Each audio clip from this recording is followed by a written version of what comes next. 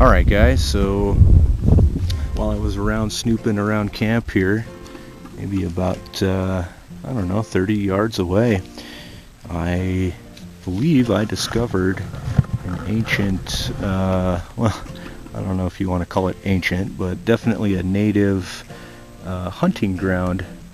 And the reason I think it's hunting and it wasn't like an established area is I only found 3 pieces of pottery out of all the stuff that was scattered around. So I think they hiked up to the top of this mesa and used it as a hunting ground. This is some of the pottery that I found.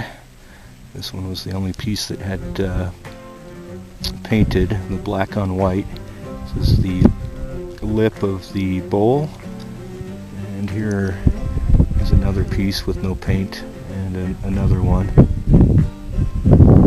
Those were the only 3 pieces I found. And then we have this really nice looking, I don't know if it's quartz or gypsum, jasper, or it could be some type of chert even, but it's got these nice blood red veins in it. You know, here's another piece. And this stuff actually would work great with a piece of steel. You know, you hit some carbon steel up against that, that'll throw off some sparks. But here's some more pieces where you can tell where the edges here have been worked. Excuse me. Here is a really nice piece of mica. You can actually see through it. Although I think shining it up at the sun you could get a better idea of it, but really metallic, lustery. This is a good piece here. You can see all the layers. If I grab my thumb and push really hard, I could probably flake off a whole layer of that stuff. But since this is such a nice find, I'm not gonna damage it. Also, I found some of this green stuff here. I'm sure they used as weapons as well. It has the same properties as this obsidian does, and the obsidian obviously was used for arrowheads and scraping tools and things like that. You know, this little piece is kind of neat. I don't know if you can see this. There's a hole, and a drill hole, and I didn't quite make it all the way through, but you can definitely tell that they started. And I think right there as well, they attempted to drill, and it may have flaked off on the side there, but definite evidence of some work there. Right here is a gizzard stone, which is what I was talking about earlier. Dinosaurs would have ingested these, and they would rub up against each other, you know, with other rocks, and they would kind of polish themselves down, and you'd end up with these polished stones like they were in a tumbler. Here's another one. This one is well polished, and you can actually see abrasion marks on there, which is really cool. And I don't exactly know what this is. I think it's a piece of bone. It has a very yellowish green color to the outside. The middle looks definitely like bone, so I don't know if this might have been even a piece of jewelry or something, but I've never come across anything like that. Thought it was pretty cool. Anyway, wanted to show you kind of the collection of stuff that I found just right here in this area. You know, this is it's all very flat, and over the years I've gotten a really good eye at looking for, you know, stuff like that. And I found it, let's see, actually found it right over there where that dead tree is. Seems to be a very concentrated spot in that area. So I'm thinking tomorrow I'm going to get up, go take a look, and see if I can find some more of that stuff. You know, there's some really neat places up here on top of this mesa. I went out that direction and was just following the edge and got into this little niche slot canyon kind of thing and followed it around and kept me protected from the wind. Absolutely incredible. So I don't know, I might stay up here another day tomorrow. I didn't bring enough food for an extra day, but I could probably make it work. I've got a stash of food back at the truck. We'll see how it goes. So definitely wanted to show you the little collection of stuff I found there. I'm gonna go put it back later on because I believe in leaving that stuff behind and respecting, you know, the pieces that I find, and I have no need to take it home and keep it as a collection or anything. I think it belongs where I found it. So anyway, good stuff.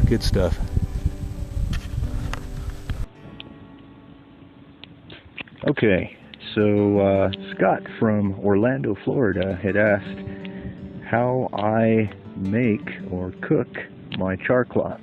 What's my process? And that's a great question. Pretty much what I do is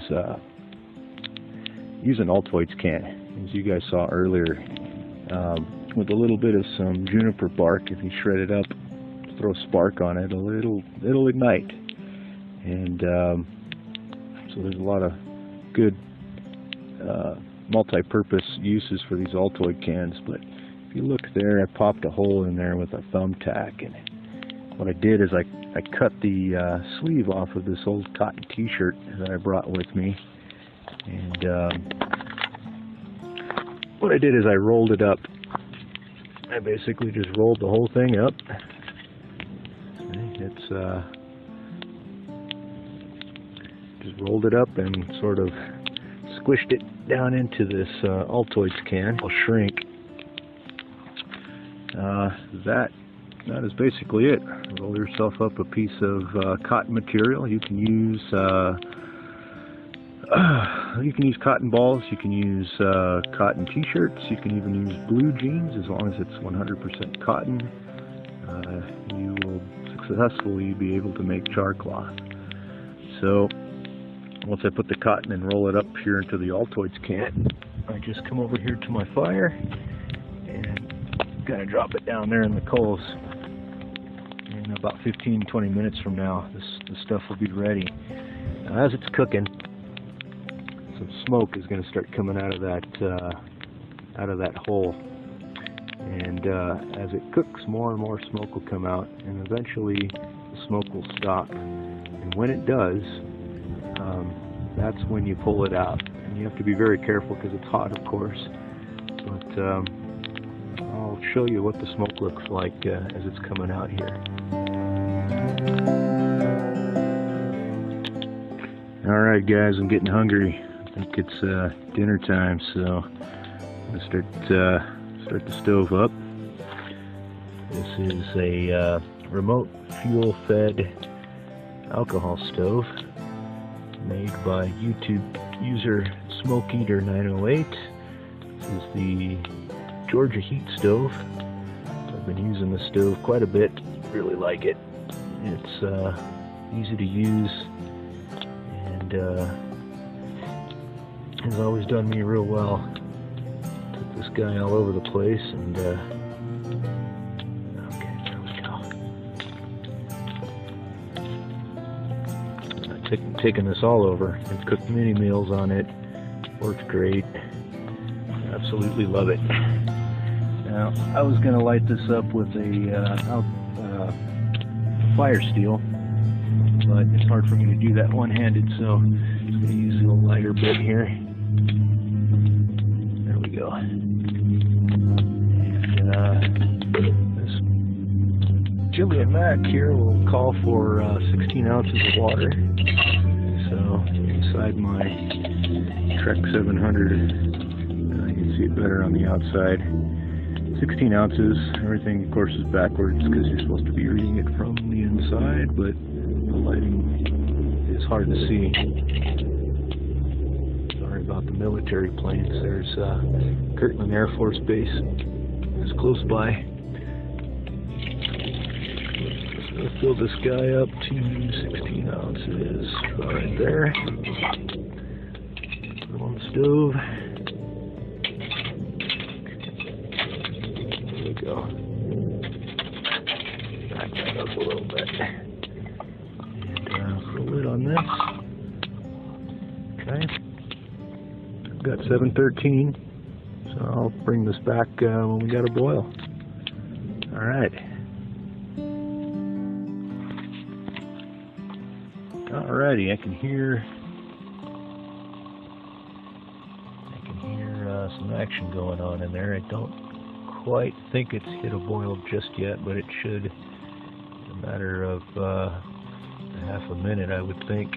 Usually I start seeing steam coming around the edge there. That's a good indicator that it's ready to go.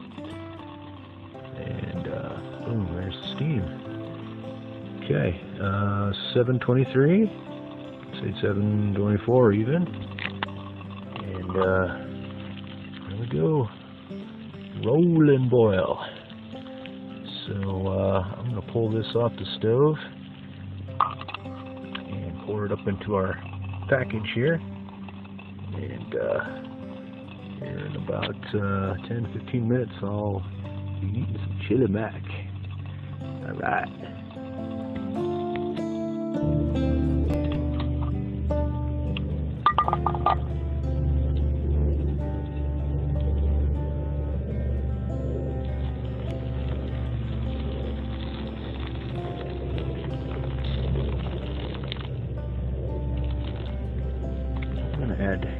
Leave just a little bit left over.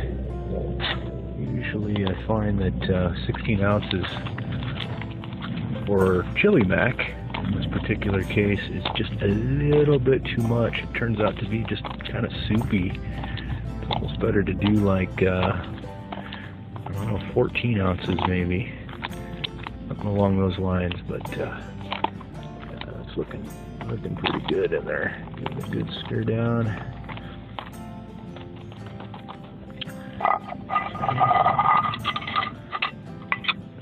Spoon in there. Seal this guy up.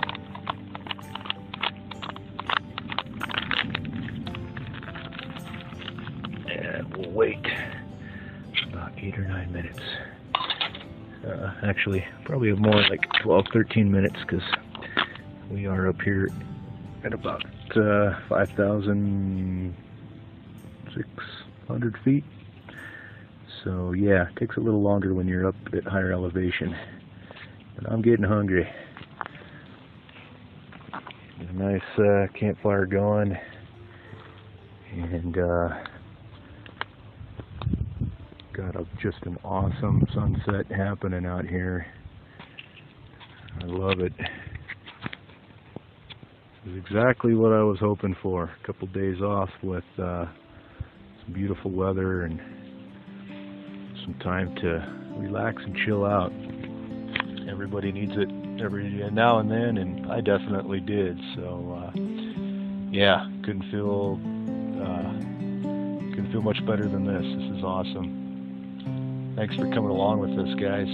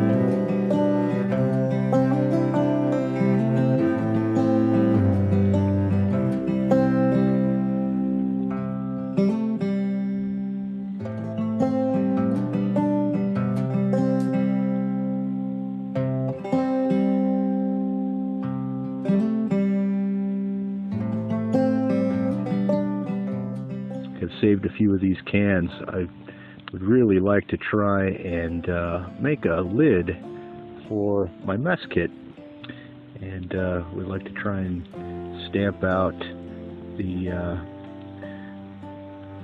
front of this if it's possible. I don't actually have the means to do it, but I have seen a couple YouTubers who have devices that can actually do that. So if you guys know of anybody, please shoot a comment. I think that would be really cool to customize my mess kit with a lid that had that on the top of it. It'd be really cool. Anyway, I'll crack this open. It's not cold, but it will taste really good.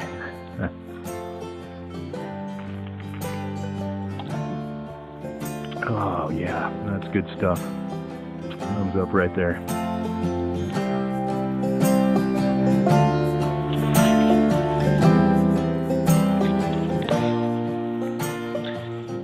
Hey guys, really enjoyed the hike today.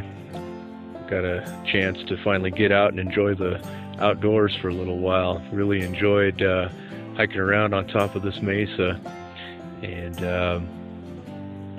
really feeling beat at the moment. So I'm gonna turn in, and I will see you guys tomorrow morning. Have a good evening.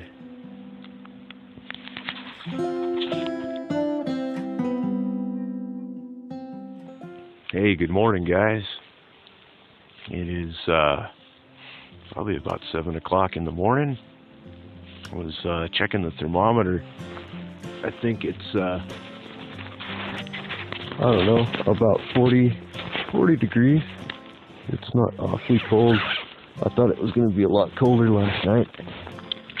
I'll get the official reading here. Yeah, it's reading about 43 degrees. Anyway, slept really good. It was super windy last night. Couldn't believe how windy it got. I could hear the wind blowing. Even this morning, it's still blowing around a little bit. So I'm going to get my lazy butt out of bed here and get some coffee going and some breakfast. Help get me motivated here.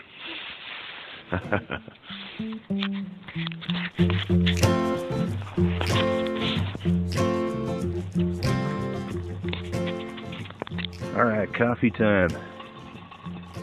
Water boiled up here. Oh yeah. Got coffee set up here. Let's go ahead and pour that into the, I think this is a GSI coffee cone, collapsible coffee cone.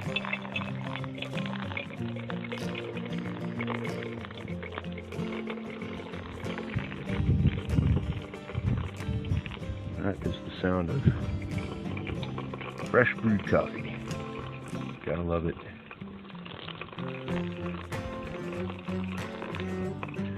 Since I'm a little short on water, I think I'm just going to go ahead and eat some granola bars this morning for breakfast rather than the oatmeal. I thought,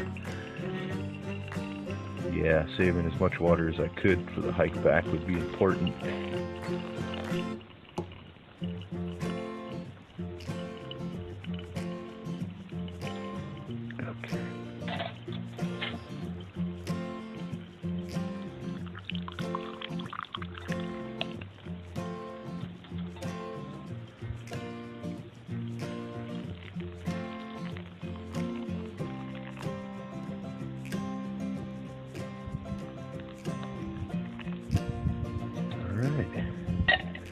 I'll let that drain through and enjoy me some coffee granola bars for breakfast.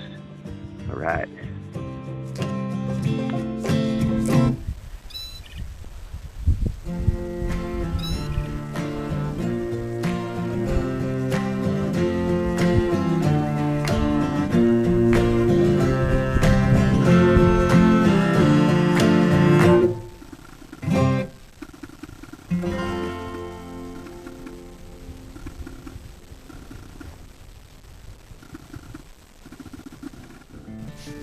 Okay, so here's my Altoids can.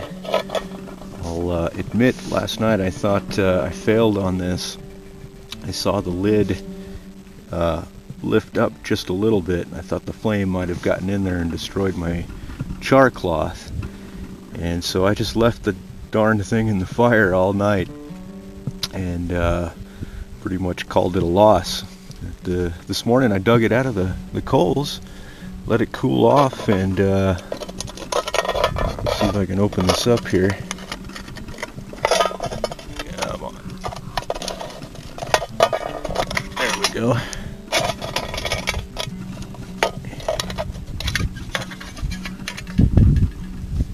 And there it is. A piece of char cloth survived it. And did tear off just a tiny little piece to test it this morning, and it caught spark with a ferro rod.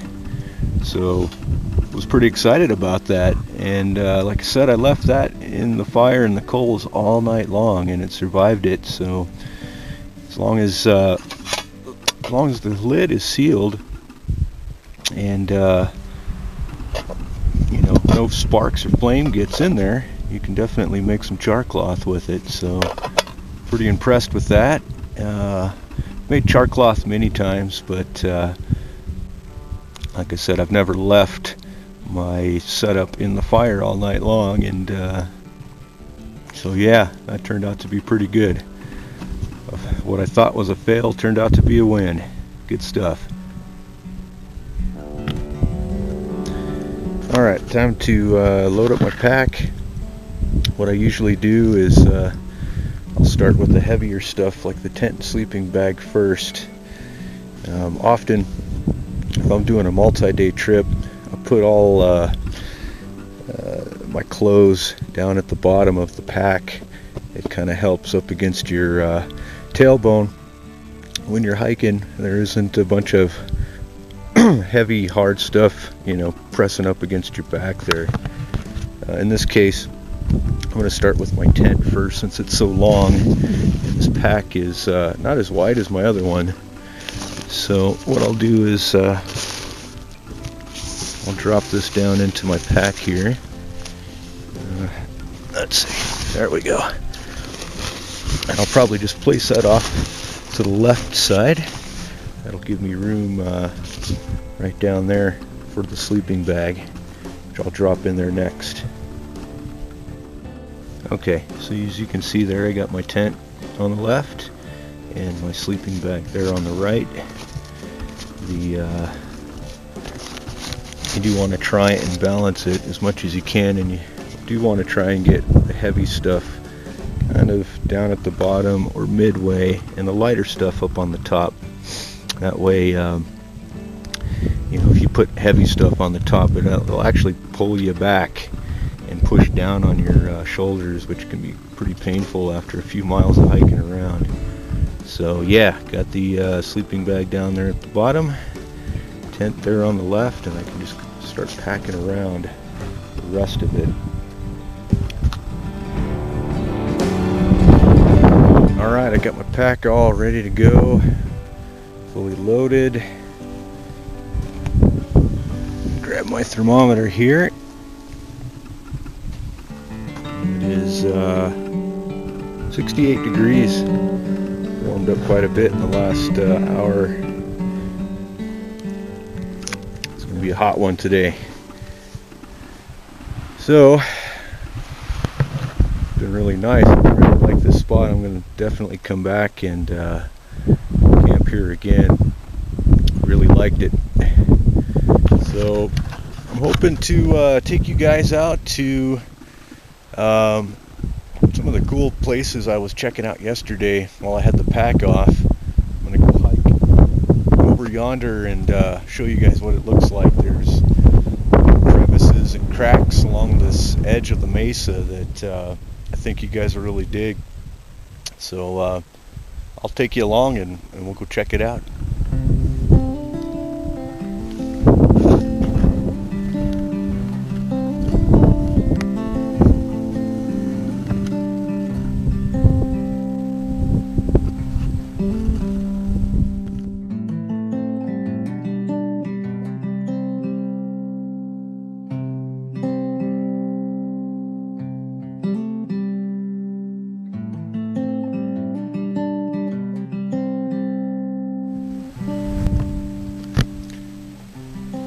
Okay, so I'm on the edge of this mesa top here, on the north side of the mesa, and due to erosion, the mesa top itself over the millions of years or whatever has peeled away from itself, causing these big open cracks you guys see here, and they're actually quite dangerous. You got to be very careful how you navigate around this stuff, because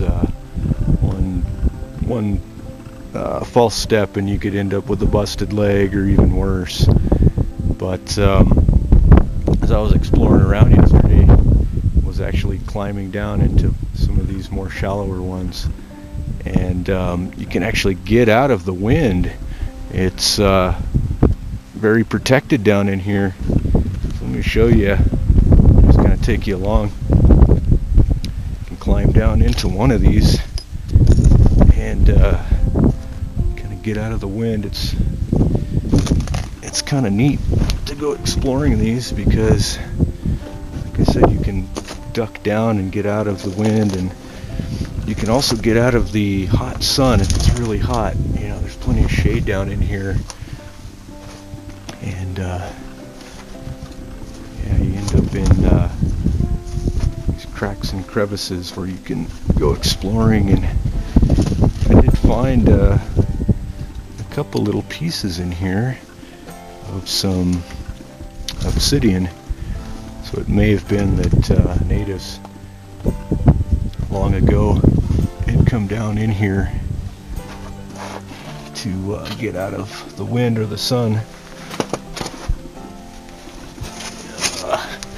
It's kind of hard squeezing through here with my backpack.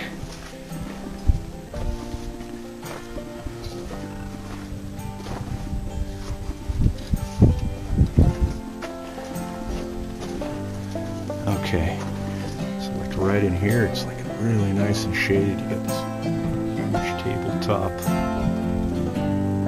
sandstone above you. It's like an arch, and you can see it's nice and cool in here. It's shaded. It's not nearly as windy.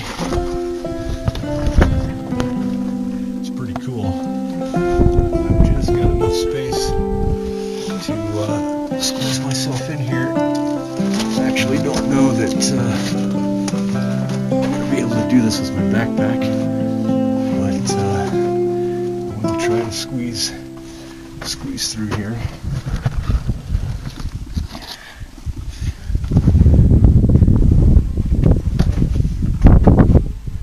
Just some really neat exploring.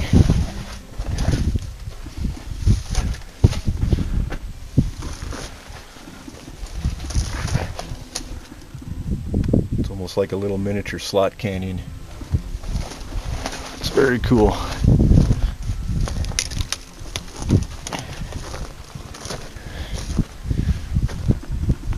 So you kind of come out, and you kind of see down all the way to the bottom and through some of these cracks here. I think this was the other one that I was checking out.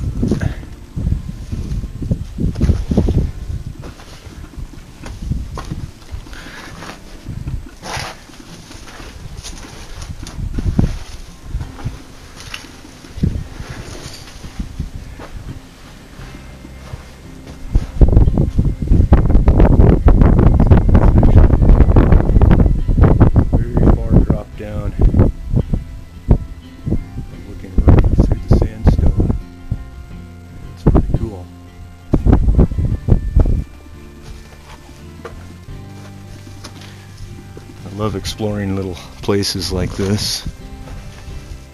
Definitely some magic to it.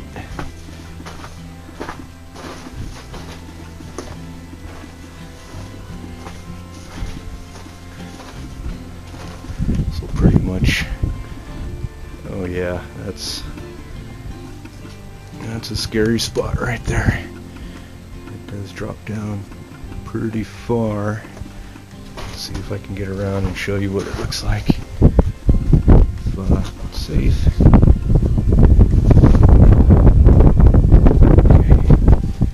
lot of wind coming up through this crack.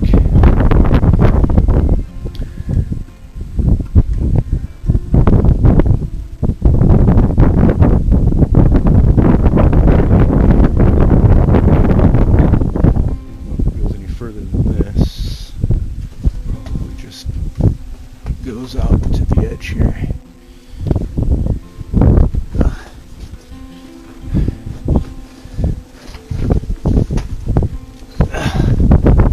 Yeah, looks like a dead end.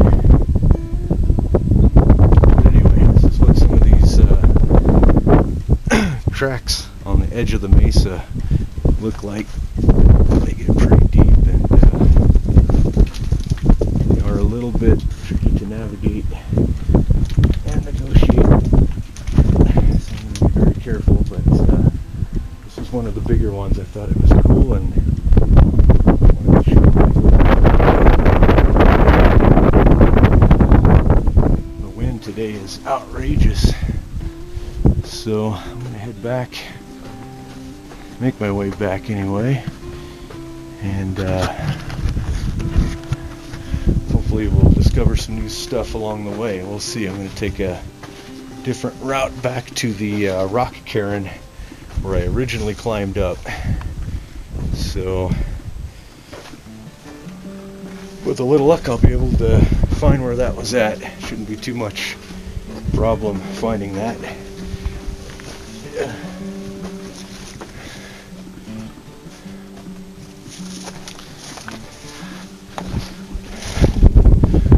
Oh yeah, very nice.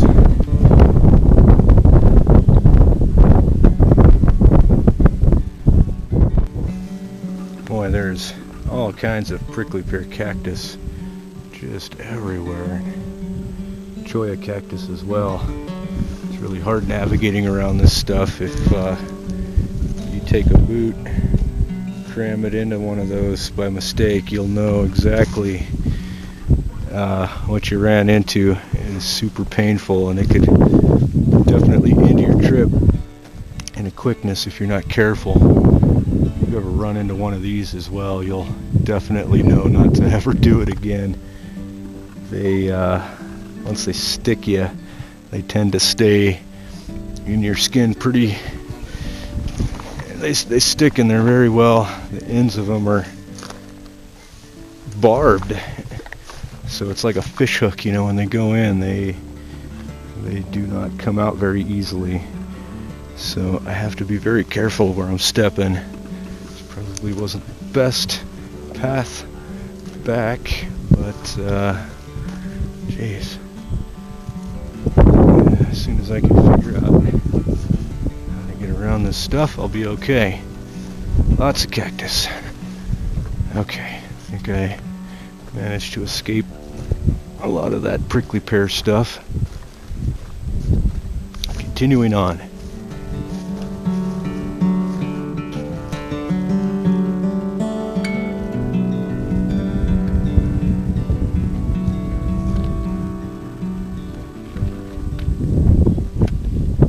Alright, right down below me here is the Hoodoos I was talking about earlier. I have my good camera here where I can zoom down and show you guys. I actually camped just below the base of that ponderosa pine there on the left, and it's quite a neat spot down in there. I really like it. I was going to camp there last night, but I really wanted to get to the top of this mesa and see what it was up here, and I'm glad I did. But that is the Hoodoos down in there. You can see them. They look like I don't know, little hats. A very cool spot down in there. If you hike along the bottom here, you can actually follow it around the bottom of this mesa and then around and out to the parking area. Excuse me. But I was looking to see if there was a scramble down to the bottom. There looks to be a couple spots. They're pretty steep. I mean, right right in here is a possibility. I don't think I'm going to try and even attempt it this time because it's tough. I'd not be digging it so much. But I think I'll look for that rock cairn that I showed you guys when I first hiked up, and try to go back down the way I came up. So, last look out here over the edge. Just gorgeous, man. Ojito Wilderness. You really can't go wrong. You know, some people think I'm crazy to chuck a bunch of water up in here while you're backpacking, but you know, that weight is pretty difficult when you're hiking around out here, but the results are this. You know, you get to come out to places like this and see vistas go all the way around you, and to me it's worth it. To me it's absolutely worth it. I don't think I would try to do multi-day backpacking trip with gallons of water, but for an overnight it's definitely worth it. I definitely recommend it. Good stuff. Alright, made it to the edge of the mesa. It's gotten really hot. It's only 11:30 in the morning still. I spotted my truck in the parking area. Glad to know that it's still there. I think somebody else is parked down there, maybe even two. I've heard of stories of people hiking and coming back and having their vehicle stolen or vandalized, which is awful. So I'm glad to see that my truck is still there. You just never know. You know, you get down to your last couple ounces of water in your canteen, come back and find that your vehicle is there vandalized. It's awful. I don't know why people do stupid shit, but it happens, and I don't know what to think about that. I think it's awful, and it's wrong, but those things happen. But glad to see that my truck's down there. So there is the rock cairn that I was talking about, and this looks to be the same spot I came up. So I gotta go back down that 45-50 degree angle, and then eventually scoot my way over to the parking lot. So off the top of the mesa we go, and looking forward to some cold water back at the truck. Alright. Aha, I remember you. Saw this coming on the way up. It's the cool crystal rock that I showed you guys earlier. Seemed to be following the exact same path that I did when I came up here. Pretty good. Halfway down, I got to get to the second mesa, which is right along there. I'm just about there. Getting closer, getting closer.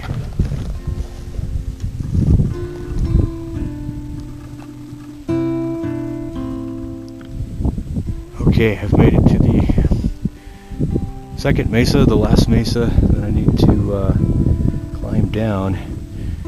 Right here, right where I was standing, found this. To me it looks like it might have been the end of a spear point or something. It's completely worked. I hope you guys can see this. I'll go slow with it.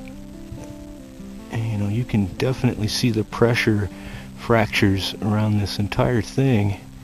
I don't know if this was the base of a spear or some kind of an arrowhead. I don't know. That is definitely worked though, and quite an impressive piece. I mean, you know, it's got some length to it, and it was the only piece that I found right in this area. But that is a really good find. I think I might just snoop around this section here and see if I can't find anything else. But yeah, that is quite a piece. So yeah, I don't know. I'm always intrigued with things like this, and I'm always looking out for stuff like this. I'm very observant. But yeah, that's quite a find. I think I'll take a picture of it. Of course, I'm going to leave it, but yeah, I think that's pretty cool.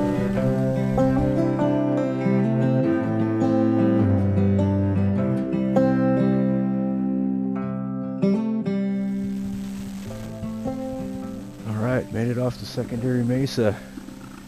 And in good timing too, because I've already run out of water. I'm only about a quarter mile away from the truck, so. Alright, made it off the secondary mesa. And actually made it right back down to the little camp spot that I found at the beginning of the trip.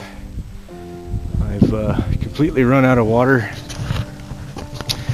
and only about a quarter of a mile away from the truck, so this is good.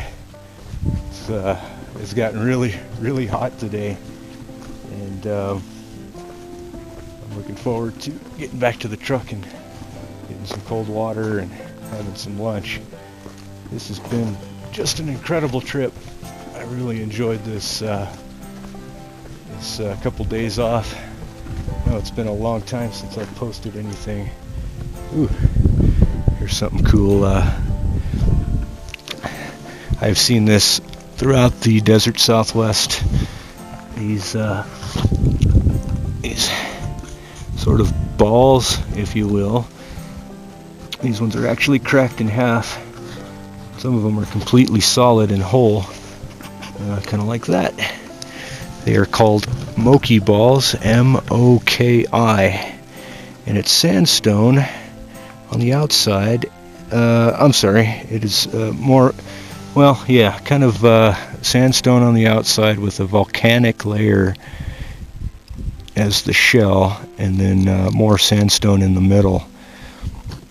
It's kind of like hematite. But yeah, that's a good little patch of it there. You can kind of see it all around. It's almost like walking on Mars. But yeah, it's been an awesome trip. I'm really glad to bring you guys out here. Thank you for following along with me. I do greatly appreciate it. I've got some other great trips lined up this season. Here in about 30 days, I'm going to be heading out to Canyonlands in southeastern Utah, and we'll be taking a canoe with me, be paddling down the upper half of the Green River, as I've done sort of biannually as a tradition. So that'll be a big trip, and there's going to be some features along the way that I've never shown you guys, so I'm looking forward to bringing you that video. Here again, that'll be in about 30 days. Got some great stuff. Bow Knot Bend is one of the features that I've hiked to on occasion. It is a hard hike to get up to the top. You can actually see both sides of the river. It's sort of, well, if the river's coming this way, it almost loops back on itself. And you actually hike up to the middle here and you can see both sides of the river. It's pretty epic. So I've got that coming here in about 30 days. And I'll definitely be bringing you guys along on that journey.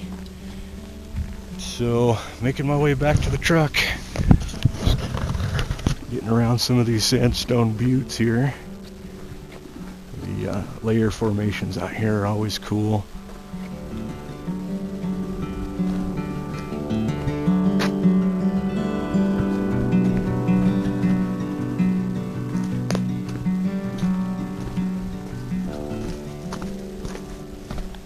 Once I get around the corner here, I should be able to see the parking lot. There is also footprints from other hikers. Oh yeah, there's the parking lot there.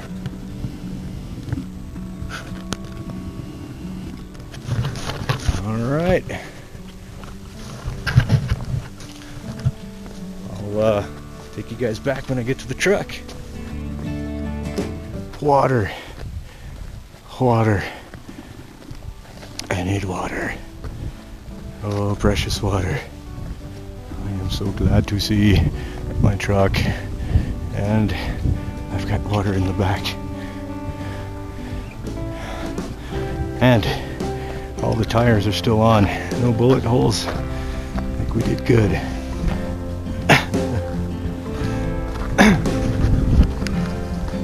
Thanks again, guys, for joining me along on this journey.